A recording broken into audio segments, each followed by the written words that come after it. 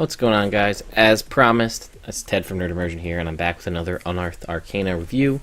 Took a little break from it, I guess today, or yesterday, depending on when you see this, to put out the episode of Out of the Abyss from this past Tuesday, but we're back with Cleric Divine Domains. These, I don't want to say they're my favorite of the Unearthed Arcana so far, as I do really like the Barbarians. I thought Bards were a little weak. Druids and Fighters, I think, are pretty good, but let's see what you guys think about these Cleric Domains. I really like a lot of these.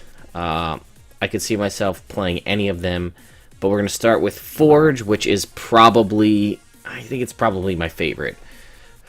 So what is a Forge Domain Cleric? It's basically just what you'd think. Hephaestus, Vulcan, Moradin, gods of creation and the forge, and making things with your hands. So what spells do you get for your domain? Searing Smite, Shield, Heat Metal, Magic Weapon, Elemental Weapon, Protection from Energy, Fabricate, Wall of Fire, Animate Objects, and Creation. So there's a lot you can see there with Fabricate, Animate Objects, and Creation. All spells clerics don't get access to. Shield, also a very good spell. And those give you ones that let you physically create things. Level 1, you get proficiency with heavy armor, always good. And then also at level 1, you gain the ability to imbue magic into a weapon or armor at the end of a long rest. Touch one non-magical object that is a suit of armor or a simple martial weapon until your next long rest is either +1 AC or +1 to attack and damage rolls. Once per long rest. But essentially every day you could get yourself a magic weapon from level 1. And not like a shillelagh magic weapon. This is a +1, so it increases the attack and damage. At level 2, you get your Soul Channel Divinity, Artisans Blessing.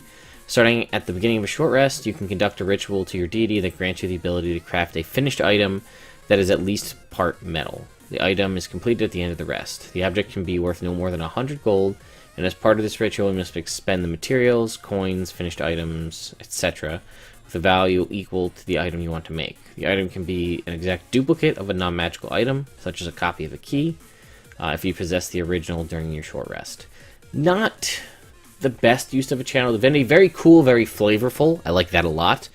But some are more combat and even more RP useful. I guess copying a key, making another set of Thieves' Tools. I guess making a set of less than 100 gold armor could be good as well. 6th is where it starts to get real good. Soul of the Forge. You gain a +1 bonus to AC while you're wearing medium or heavy armor, which you have proficiency with heavy. I don't know why you wouldn't wear it unless you just don't have the strength. You have resistance to fire. Awesome.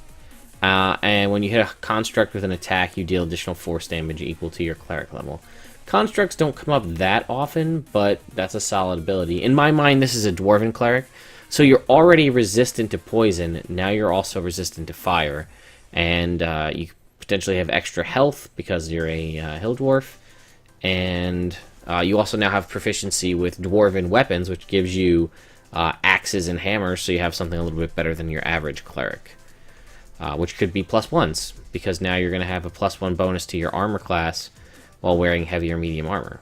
And if you're a dwarf, you're not impeded by movement due to heavy armor. So, there you go. Divine Strike, similar to every other class that gets it. 8 and 14, you get an extra D8 damage on a singular attack. In this case, it's fire. And then at 17, you get Saint of Forge and Fire. You gain immunity to fire damage, and while you're wearing heavy armor, you're resistant to bludgeoning, piercing, and slashing from non-magic attacks. At level 17, I don't know how many non-magical attacks you're going to be hit by. Perhaps a dragon's claws or bite, but you'd have resistance to that, and you're completely immune to fire. Like I said, you have immunity to fire, +1 to AC while in medium or heavy armor. If you're in heavy armor, you're now resistant to bludgeoning, piercing, and slashing from non-magic. And you could still have another additional +1 bonus to your AC, or a magic weapon. So if you're a hill dwarf, you're going to have the extra health. You're rocking plate mail and a shield, you're at 20. You could be at 22 right there, assuming you don't have anything else. And then you've got your weapon, which you could make your 21 AC and then make it a magic weapon. Plus immunity to fire, resistance to poison, and resistance to bludgeoning, piercing, slashing from non-magic. That's a pretty tanky character. And you have access to shield.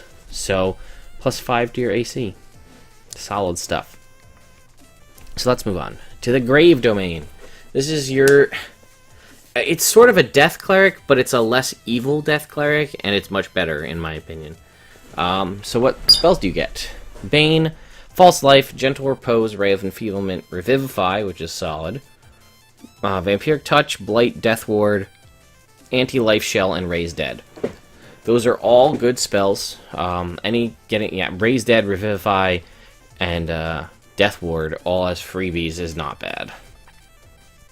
Proficiency in Heavy Armor again. At first level, when you cast a spell that restores hit points to a living creature currently at 0, treat any dice roll to determine the spell's healing as having rolled their maximum result. In addition, if you have the spare the dying cantrip, you can cast it as a bonus action for stabilization. That's pretty cool. Yes, if somebody goes down to 0 and you give them a healing word, it's now just doing 4 plus your modifier rather than 1d4. Also, at level 1, if you spend 1 minute in uninterrupted contemplation, you can determine the presence and nature of undead creatures in the area. This detection extends up to 1 mile in all directions. You learn the number of undead and the distance and direction from you. In addition, you learn the type of creature in the type of undead in the area that has the highest challenge rating, once per long rest. So it's sort of like a much more limited primeval awareness for a druid, but still cool stuff. Then at 2, you get Path of the Grave. This is your channel divinity. As an action, you touch a creature. The next time that creature takes damage from a spell or an attack from you or your ally, it is vulnerable to the spell or attack's damage.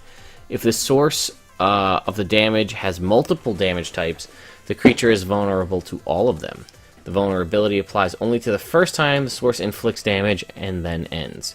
If the creature has resistance or is immune to the damage, it instead loses its resistance or immunity against the spell or attack when it is first applied damage.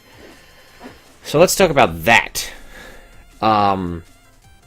If you get a combo set, you can down like a big boss real quick.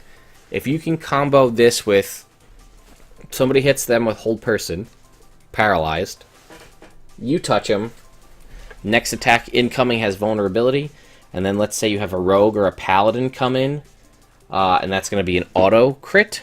So that's, I mean, in this instance, I'll say a paladin because it's d8s over d6s. So the paladin comes in and hits and smites, so that's, let's say they use a 3rd level smite, that's 4d8 plus the base weapon d8, 5d8 times 2 is 10d8. So it will be 10d8 plus whatever things, and then all of that is doubled because they're vulnerable to it.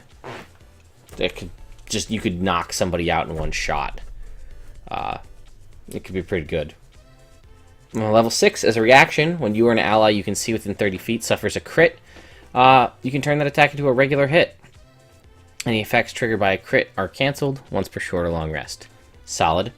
Divine Strike again, adding a d8 this time to necrotic damage at 8 and 14. And then Keeper of the Souls as their 17th level.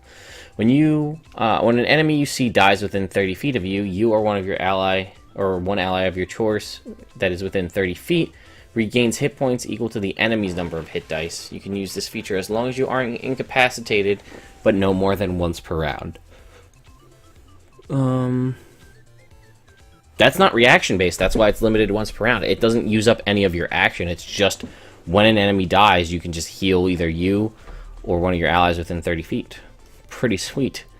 And lastly is the protection domain. I feel like this is pretty self-explanatory. Spells: Compelled Duel, protection from evil and good, aid, protection from poison, protection from energy, slow, Guardian of Faith, Odaluk's Resilient Sphere, Anti-Life Shell, and Wall of Force. A lot of defense, blocking out type spells. Proficiency in Heavy Armor, again at level 1. Shield of the Faithful, also at level 1. When a creature attacks a target other than you that is within 5 feet of you, you can use your reaction to impose disadvantage on the roll. Sorry, guys. To do so, you must be able to see both the attacker and the target. You interpose an arm, a shield, or some other part of your body to throw the attack off the target. So, that's a reaction imposing disadvantage. It's the target of an attack, not when they hit. At second, you get Radiant Defense. As an action, you channel Blessed Energy into an ally that you can see within 30 feet of you. The first time that ally is hit by an attack within the next minute, the attacker takes a radiant damage equal to 2d10 plus your cleric level. It's pretty solid. Just as a short runs per short rest, you can give somebody like a little mini Nova ability if they get clipped. At 6, you're Blessed Healer. When you cast a spell with a spell slot, and it restores hit points to any creature other than you on this turn, you regain hit points equal to 2 plus the spell's level. Divine Strike again. At 8 and 14, you get an extra d8 radiant damage added to it. And then at 17, you gain resistances to 2 damage types of your choice, choosing from bludgeoning, piercing, necrotic, radiant, and slashing.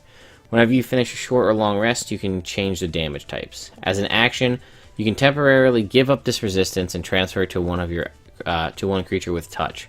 The creature keeps the resistance until the end of your next short or long rest, or until you transfer it back to yourself as a bonus action. I thought it was cool, this one, definitely, but I feel like it's a weird tweaking of the life domain, with the healing yourself when you get healed. Healing yourself when you heal others. But anyway, guys, that's the 3 new cleric domains. The Forge domain, the Grave domain, and the Protection domain. Let me know what you guys think. I still think Forge clearly wins. I love the idea of a Dwarven Forge. Dwarven Forge cleric. I think it'd be pretty great. And I would be totally okay to play it. And you could, then you could lose yourself in the stereotype of a typical dwarf. If you haven't played a dwarf before, or you want to try to play kind of that stereotype of, we're crafters, we live in the mountains, we're, get your Torbjorn on, and, craft away, make items up to 100 gold, and be super crazy resistant and bonus to all, to your AC and your damage. I just think it's really cool. But anyway, guys, let me know what you think in the comments below about these 3 new cleric domains. I'll be back tomorrow with the 3 druid circles, and then we'll follow it up with the 4 fighter martial archetypes before we can get right back on track to start with the monks, brand new when they come out on Monday. So, alright guys, let me know what you think. I hope you enjoy the rest of your weekend, and I will see you next time.